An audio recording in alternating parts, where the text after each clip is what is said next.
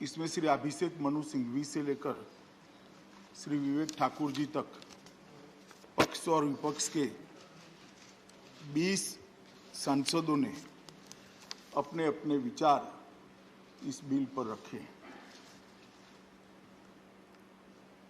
कुछ स्पष्टताएं भी मांगी गई, कुछ पॉलिटिकल कटाक्ष भी किए गए, कुछ हमारी मंशा पर सवाल भी उठाए गए और कुछ रचनात्मक सुझाव भी आए। मगर सभी प्रकार से सभी सदस्यों ने जो कुछ भी विचार इस सदन के पटल पर रखा है, मैं उसका स्वागत करता हूं। उपसभापति महोदय, जब मैं बिल पायलट कर रहा हूं तब मेरा दायित्व है कि बिल के बारे में जितनी भी बातें उठाई गई हैं वो सभी बातों को बिल पायलट करने वाले मंत्री के नाते स्पष्टता मुझे सदन के पटल पर रखनी चाहिए और मैं एक एक कर सभी चीजों का जवाब इस सदन के सामने रखने का प्रयास करूंगा। सबसे पहले ये बिल लाने की भारत सरकार की संवैधानिक क्षमता पर सवाल उठाया गया कि भारत सरकार ये बिल ला सकती है या नहीं ला सकती। और उस वक्त मान्यवर 1.5 साले फेडरल स्ट्रक्चर और बाकी सारी चीजों के भी बहुत सारे सवाल उठाए गए। मैं सबसे पहले इसको स्पष्ट करना चाहता हूं। मान्यवर, यह विधेयक संविधान के अनुच्छेद 239 ए में प्रदत्त संसद की शक्तियों के अनुरूप लाया गया है। अगर इसको ध्यान से कोई पढ़ लेगा तो सारे कंफ्यूजन वहीं पर समाप्त हो जाए। अनुच्छेद 239 ए के साथ अनुच्छेद 239 ए 3B के अनुसार संसद को दिल्ली संघ राज्य क्षेत्र या उसके किसी भी भाग के बारे में किसी भी विषय पर कानून बनाने का अधिकार प्राप्त है। इसके अतिरिक्त अनुच्छेद 239 ए 3C, इसके तहत संसद को राष्ट्रीय राजधानी क्षेत्र दिल्ली विधानसभा द्वारा बनाए गए किसी भी कानून को संशोधित करने का, उसके स्वरूप को बदलने का या उसको निरस्त करने का भी अधिकार प्राप्त है। संघीय ढांचे की बात सारे लोग करते हैं। कल कोई तमिलनाडु में हो जाएगा, गुजरात में हो जाएगा, महाराष्ट्र में हो जाएगा। ना जी, मैं नहीं कर सकता वहां पर, क्योंकि वह पूर्ण राज्य है। आप ये सारी आर्ग्यूमेंट करते वक्त ये भूल जाते हैं कि दिल्ली राजधानी क्षेत्र पूर्ण राज्य नहीं, इसका यूटी से भी एक अलग स्टेटस है और इसके लिए संविधान के अंदर अलग प्रोविजन है। और जो कहते हैं कि हम पावर हंग्री हैं, मान्यवर, ऐसा जो लोग कह रहे हैं वो जरा आईने में अपना चेहरा एक बार देख ले, उन्होंने क्या क्या किया। मैं बताना चाहता हूं मान्यवर, 2014 से लेकर अब तक देश में कई चुनाव लड़े हम, कई चुनाव हारे भी, कई चुनाव जीते भी। ना हमें हारने का भय है, ना जीतने का अहंकार है। मान्यवर, हम तो वो पार्टी से आते हैं जिनके कभी लोकसभा में 2 सदस्य हुआ करते थे और वो 2 सदस्य देखकर कांग्रेस की ट्रेजरी बैंक से ताने लगाए जाते थे हम दो और हमारे दो। शक्ति सिंह भाई ने ठीक ही कहा, जो इतिहास को भूल जाते वो इतिहास बन जाते हैं। शक्ति सिंह जी, ये कहावत नहीं, मैं तो सदन में ही देख रहा हूं, जो इतिहास को भूल जाते हैं वो इतिहास ही बन जाते हैं। जो ताने लगाते थे साहब हमें कि हम दो हमारे दो, उनको मालूम नहीं था लोकतंत्र में सर्वशक्तिमान परिवार नहीं होता है, 130 करोड़ की जनता हो, 130 करोड़ की जनता हो। और आज भी मैं कहता हूं, जो इतिहास को भूल जाते हैं वो इतिहास बन जाते हैं। हम नहीं भूले इतिहास को। मान्यवर, मैं इस बात पर बाद में आऊंगा। सबसे पहले मैं जो फेडरल स्ट्रक्चर की दुहाई देते हैं और यहां पर जो चर्चा होती है उसमें हम अनजाने में, अज्ञान से या आशय के साथ जो भी बात करते हैं, इसको देश श्रद्धा से देखता है। अगर गलत बात करते हैं तो गुमराह भी होता है। इसलिए मेरा दायित्व है कि जो गलत बातें करी गई है उसका मैं एक एक कर स्पष्ट उल्लेख करूं।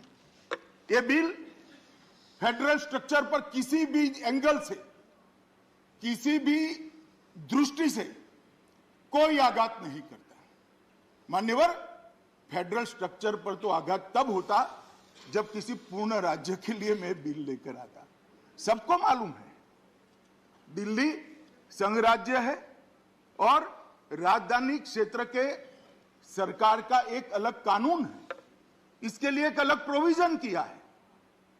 और जो लोग सत्ता में हैं और हर रोज आहे तौबा करते हैं, उनको चुनाव लड़ते वक्त ये देख लेना चाहिए कि लड़ने के बाद कितने अधिकार मिलेंगे। अगर ये अधिकार से संतुष्टि नहीं है तो नहीं लड़ना चाहिए।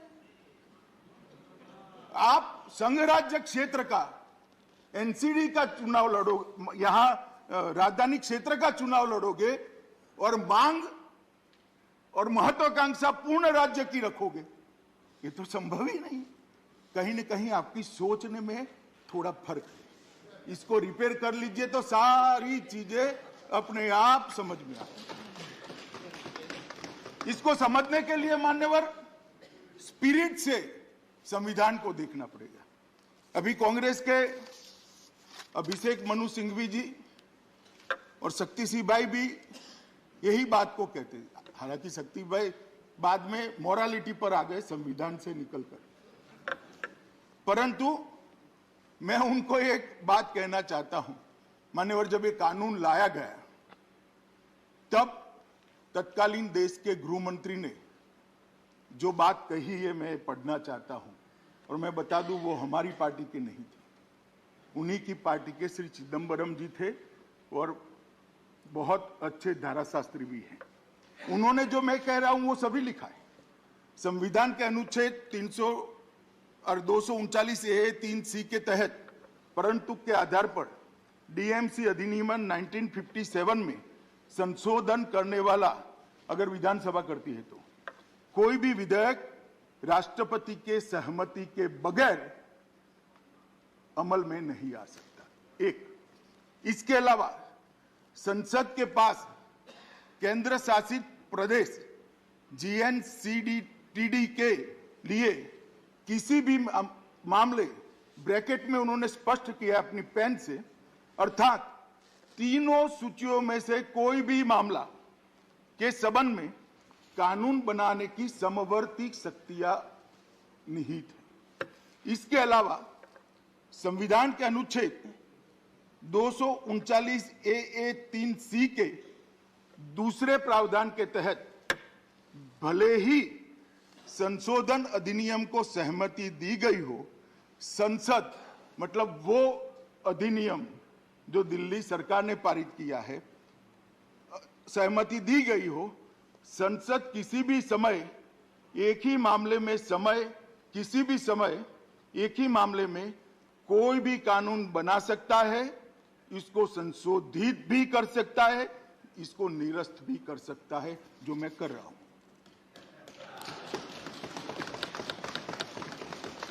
अब मुझे तो ये समझ में नहीं आता कि आज चिदंबरम साहब क्यों नहीं आए, होते तो काफी स्पष्टता हो जाती, वही खड़ा होकर इनको समझा देते कि बैठ जाओ भैया, मैंने ही कहा है, आप काहे पे सारी बवाल कर रहे हो।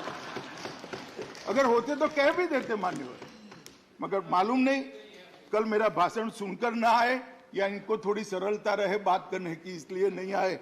मैं कल पूछने का प्रयास करूंगा अगर मेरा फोन वो उठाएंगे तो। मान्यवर अभिषेक मनु सिंघवी जी ने अपने भाषण के अंदर लोकतंत्र, फेडरल स्ट्रक्चर, ये सारी बातें कही।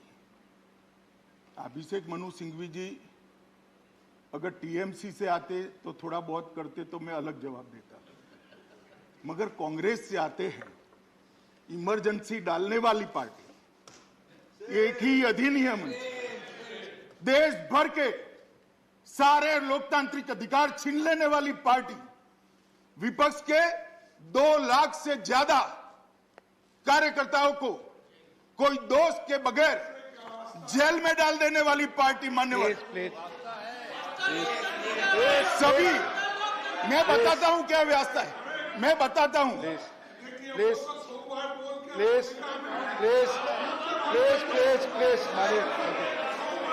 माननीय गृह मंत्री जी बोले, कृपया सीट पर बैठकर। मान्यवर प्लीज, सारे देश के अखबारों की स्वतंत्रता का गला घोटने वाले पार्टी, पिक्चर के गाने ड्यूएट होते थे, वो भी किशोर कुमार की आवाज छुपा देने वाली, कटवा देने वाली पार्टी आज लोकतंत्र की दुहाई दे रही है। और फौजिया खान जी ने ठीक कहा, प्लीज फौजिया खान जी ने ठीक कहा प्लीज कि कोई इसका समर्थन नहीं कर रहा। आज भी ये समर्थन कर रहे, मुझे रोक टोक कर आज भी समर्थन कर रहे हैं। मान्यवर फौजिया खान जी ने ठीक कहा कि देश में इमरजेंसी का कोई समर्थन नहीं कर सकता, ना करना चाहिए, ना आज भी मैं आपको कहता हूं मत करिए, वरना बहुत दिक्कत है। प्लीज प्लीज प्लीज प्लीज माननीय गृह मंत्री प्लीज, मान्यवर बोले सीट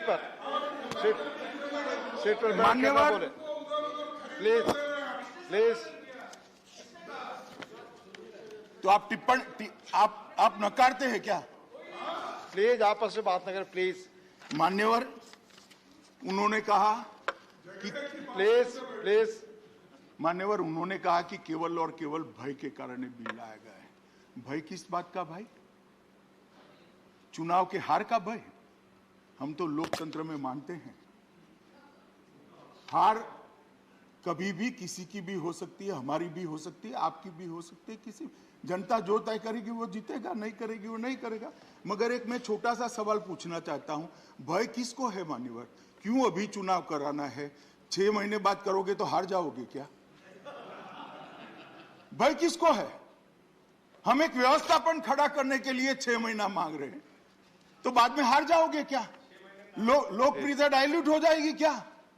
मान्यवर मैं आपको बताना चाहता हूं, यहां पर कांग्रेस पार्टी ने कहा कि निचले मतलब स्थानीय निकायों के अंदर चुनाव समय पर होना चाहिए। महाराष्ट्र में क्या हो रहा है भाई? कितने चुनाव अटका कर बैठ गए? क्यों बैठ गए? अगर स्पीड थी तो भाषण में कहते हमारी महाराष्ट्र सरकार भी ठीक नहीं कर रही है। और ये हमारे माननीय सदस्य तृणमूल कांग्रेस के जवाहर सरकार जी बोले, मैं जवाहर सरकार जी को बताना चाहता हूं, जवाहर सरकार जी अभी क्या हुआ है बंगाल के अंदर, जरा बोल देते अच्छा लगता। आप तो कम से कम स्पिरिट वाले लगते। 2020 में चुनाव होना था, 22 में कराया, कोई कारण नहीं। और एडमिनिस्ट्रेटर भी अपने एमएलए को बनाया, क्या बोल रहे हैं भैया आप? कहां बोल रहे हैं? ये अज्ञानियों का मेला है क्या? कोई बंगाल को नहीं देखता? हम देख रहे हैं साहब। कम से कम आप तो मत बोलिए, और लोग बोले जिन्होंने नहीं किया है। और आज भी मान्यवर 2022 हो गया, 20 में चुनाव ड्यू थे, 4 कॉरपोरेशन और 108 नगर पालिकाओं में चुनाव नहीं कराया गया है, कोई कारण भी नहीं कहता है। और हमें पूछ रहे हैं कि चुनाव टाल रहे हो। अरे भाई, जरा आईने में अपने आप को देखो, आत्मचिंतन करो। हमें पावर हंग्री कहा जा रहा है। मैं कभी नहीं छिपाता मान्य, और मैं कह देता हूं, मैं चाहता हूं कि हर चुनाव में मेरी पार्टी जीते, ऐसी मेरी मंशा भी है और हम प्रयास करें। इसमें कोई बुराई नहीं है। लोकतंत्र में हर दल प्रयास करेगा। तो क्या आप चुनाव हारने के लिए मैदान में उतरते हो? हर पार्टी चुनाव जीतने के लिए मैदान में उतरती है, मगर हमारा रास्ता कार्यकर्ताओं को मार देने का नहीं है जवाहर साहब, कार्यकर्ताओं की पत्नियों पर बलात्कार करने का नहीं है, उनको ओडिशा तक भाग जाना पड़े, ये हमारा रास्ता नहीं है। हमारा रास्ता चुनाव का रास्ता है और चुन कर हम आना चाहते हैं, लोकतंत्र के आधार पर आना। हमारी मंशा पर कैसे सवाल कर रहे हैं? मान्यवर, मैं बताना चाहता हूं ये क्यों लाना पड़ा है। आज मैं जब यहां पर हूं तब संजय भाई ने कहा फोबिया हो गया है। संजय भाई की तरह भाषा का प्रयोग मैं नहीं कर सकता मान्यवर। आजकल कर मुझे 27 साल हो गए किसी ने किसी विधायिका में रहते हुए, मैं इसी भाषा का प्रयोग नहीं कर सकता, परंतु सदन की मान्य भाषा में जवाब जरूर दूंगा और मेरा अधिकार है मान्यवर। उन्होंने कहा कि फोबिया हो गया है। अरे भाई, फोबिया कैसे होगा, किसको होगा? आप हमारी डिपॉजिट जमानत का आधा डेटा लेकर आए, मैं दे देता हूं। बहुत इससे भी ज्यादा गई है हमारी जमानत, कोई नई बात नहीं है। मगर एक म्युनिसिपैलिटी जीतकर हम ऐसा नहीं कहते थे कांग्रेस को हमारा फोबिया हो गया है, ऐसा अहंकार हम नहीं पालते थे। हम भी देखे हैं समय भाई, बोटाद में हमारी म्युनिसिपैलिटी जनसंघ जीत गई तो आनंद हो जाता था, कह रहे भाई चलो एक बार म्युनिसिपैलिटी जीत गए। परंतु बाद में यहां आकर अटल जी ये नहीं कहते थे कि जवाहरलाल जी आपको अटल बिहारी वाजपेयी का फोबिया हो गया। मान्यवर, इस चुनाव में ऐसा क्या परिणाम आया है, क्या परिणाम ऐसा आया जिससे हम डरे? मैं बताता हूं। उत्तर प्रदेश के अंदर उनको 0.38% वोट मिला है आप पार्टी को, और 349 डिपॉजिट जब्त हो गई और 306 जगह नोटा से भी कम वोट मिला है।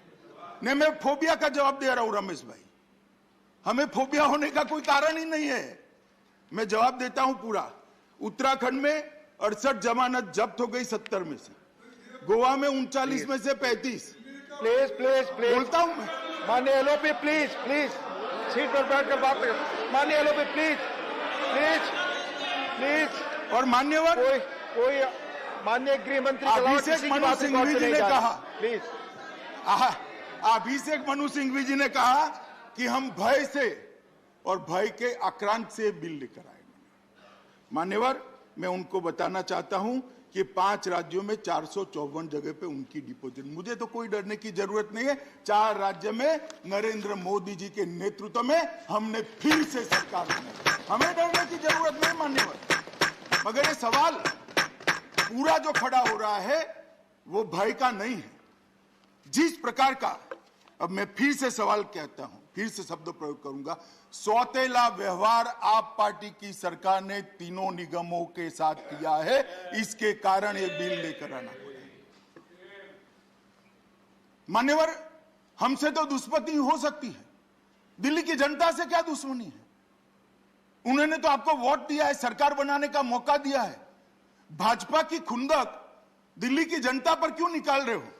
मान्यवर, मैं कुछ बताना चाहता हूं। यहां पर चौथा वित्त आयोग तो पूरा उन्होंने सिरे से निकाल दिया, चलो छोड़ दो। दिल्ली का 5वां वित्त आयोग, जिसमें अनुशंसा की गई कि दिल्ली सरकार ने 40,561 करोड़ रुपया तीनों निगमों को देना है प्रोरेटा। दिल्ली सरकार सहमत नहीं हुई, 21,000 करोड़ के आधा कर दिया।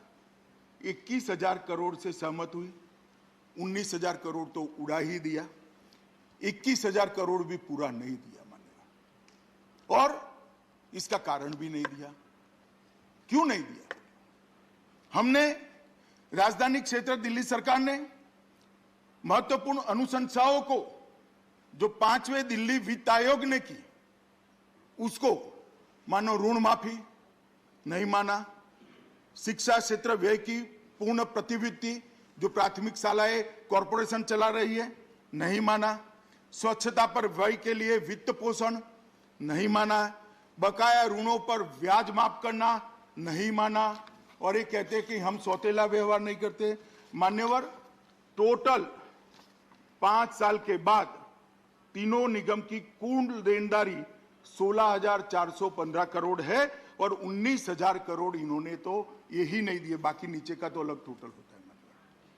ये 19,000 करोड़ देते तो आज तीनों कॉरपोरेशन प्रॉफिट में होते और 3,000 करोड़ रुपया और नगर निगमों को सुविधाओं के लिए प्राप्त होता। इसको मैं सौतेला व्यवहार ना कहूं तो क्या कहूं मान्यवर?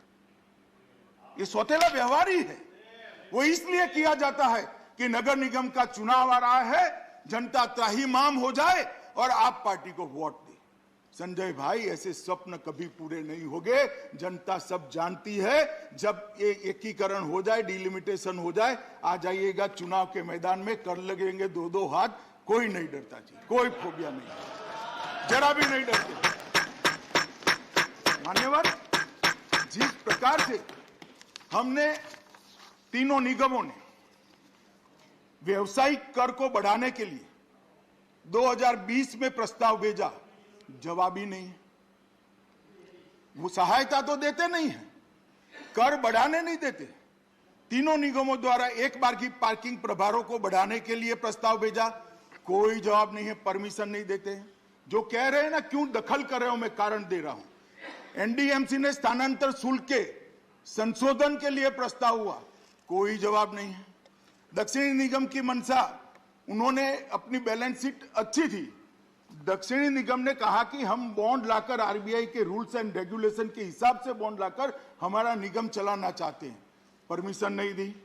शराब और ईंधन पर बढ़ी हुई एक्साइज ड्यूटी से अर्जित राजस्व, साहब इतनी शराब की दुकानें खोल दी है, मुझे तो कई बार होता है, लगता है पूरा दिल्ली में खाना न हो, मगर ठीक है, जो करना था वो आपने कर दिया। इसके राजस्व में नगर निगम का हिस्सा देते ही नहीं है मान्यवर, ये कैसे चलाना? कुछ लोगों ने सवाल उठाया कि इससे इनकम कैसे बढ़ जाएगी। 1+1+1 का थ्योरी समझाया, आप क्या समझते हो? आप ना समझाते हो तो हम नहीं समझते, हम भी समझते हैं। मगर 3 निगमों में से एक निगम की आय ज्यादा है, दूसरे की मध्यम है और तीसरे की कनिष्ठ है। तीनों अगर इकट्ठा हो जाते हैं तो कठिनाई कम होगी, एडमिनिस्ट्रेटिव खर्चा कम होगा, कमिश्नर एक हो जाएगा, मुख्यालय एक हो जाएगा, चीफ इंजीनियर एक हो जाएगा, सारी व्यवस्थाएं, खर्चा भी कम होगा। और इसमें किसी को क्या आपत्ति हो सकती है मान्यवर? और मुझे सवाल कर रहे थे कि आपने क्या दिया दिल्ली सरकार को। मान्यवर, मैं 2011 से बोलना चाहता हूं, 10-11 से।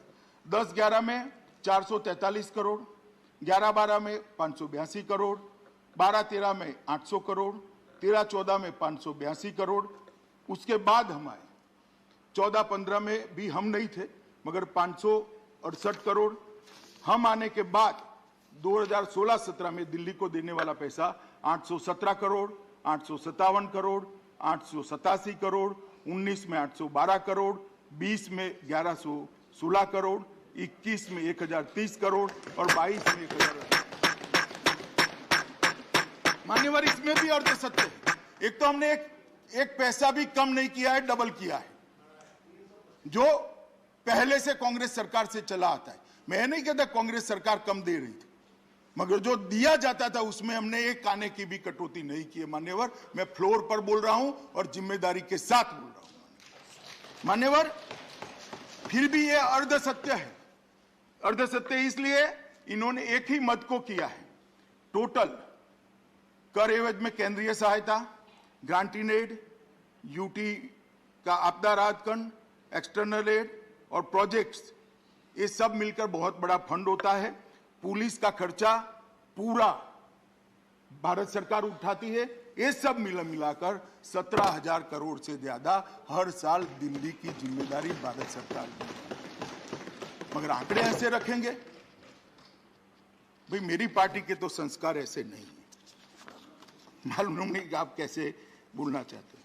मान्यवर, मैं इतना ही कहना चाहता हूं कि ना इसके अंदर ये बिल लाने में सरकार ने कोई संवैधानिक जिम्मेदारी का निर्वहन करते हुए, हर संवैधानिक जिम्मेदारी का निर्वहन करते हुए इस बिल लाए हैं। ये बिल में हमारी कोई मंशा नहीं है, ना ही इस बिल के लागू होने के बाद, निगमों की तिथि समाप्त होने के बाद हम कोई पॉलिटिकल एडमिनिस्ट्रेटर रखने वाले हैं। एक स्पेशल ऑफिसर आएगा एक्ट के तहत, वो पुराने एक्ट का प्रोविजन है, नए एक्ट का प्रोविजन नहीं है। जो पहले से एक्ट था उसी का है। हम कोई पॉलिटिकल व्यक्ति को नहीं रखेंगे बंगाल की तरह। मान्यवर, एक स्पेशल ऑफिसर आएगा जो ऑफिसर इसको चलाएगा। और चुनाव भी मान्यवर समय पर ही होंगे। चुनाव के समय से हमें ना अभी डरने की जरूरत है, ना 6 महीने के बाद डरने की जरूरत है। मगर 6 महीने के बाद जिन लोगों को डर लग रहा है उनको चुनाव का हवा लग रहा है। मान्यवर, हम तो हर जगह ऑल इंडिया पार्टी है, हम हर जगह हर महीना कोई ना कोई स्थानीय इकाई का चुनाव होता है। और हमारी देश में बहुत सारी सरकारें हैं, बहुत सारी जगह पे अलग पार्टी की म्युनिसिपल कॉर्पोरेशन है। कभी हमने दोहरा व्यवहार नहीं किया। कांग्रेस के शासन में बहुत सारी म्युनिसिपल कॉर्पोरेशन हमारी भी है, कहीं हमारे पास आज तक दोहरा व्यवहार नहीं हुआ। ये पहली बार दिल्ली में सौतेले मां जैसा व्यवहार करने की परंपरा हुई है। दिल्ली की जनता इसको अच्छे से जानती है। मुझे लगता है हमारे गुजरात में कहावत है, हवेली लेता बड़ोदरू खोયું। एक गायकवाड़ की हवेली थी अहमदाबाद में, वो लेने के लिए गायकवाड़ सरकार हमला लेकर आए और कोई बड़ोदरा ही पूरा छीन गया था। अगर आप इस तरह से सत्य जो नहीं है वो बताते रहेंगे, असत्य बात सदन के अंदर करते रहेंगे, तो मान्यवर एमसीडी लेते लेते दिल्ली सरकार शायद आपकी न चली जाए, इसकी जरा चिंता करना। क्योंकि एमसीडी पर जो प्रताड़ना आप कर रहे हो, एमसीडी को जो आप प्रताड़ित कर रहे हो, वो एमसीडी को नहीं कर रहे हो, दिल्ली की जनता को कर रहे हो। दिल्ली की जनता भी मेरा ये भाषण सुन रही है मान्यवर, और जाकर हम गली मोहल्ले में बताएंगे भी। इसलिए हमें चुनाव से डरने की कोई जरूरत नहीं है। एक आनंद फानंद में बहुत बड़ी गलती हो गई थी, शायद वो गलती के बाद भी राज्य सरकार का सौतेला व्यवहार न होता तो निगम चला भी लेते। मगर आज स्थिति ऐसी हुई है मान्यवर कि चलाना असंभव है। इसके लिए इसको एकीकृत करने का मैं प्रस्ताव लेकर आया हूं। कृपया सभी लोग इसका समर्थन करें, ऐसा सबको अनुरोध।